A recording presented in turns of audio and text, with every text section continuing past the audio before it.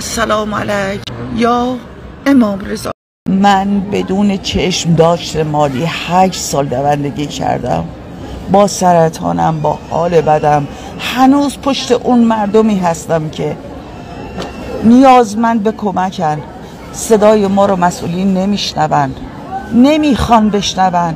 آقای پزشکیان مگه نگفتی هممون باید دست به دست هم بدیم که باید کمک بکنیم به هم دیگه، رحم کنیم به هم دیگه. من که به تو پیام دادم مرد مومن، جواب پیام منو ندادی.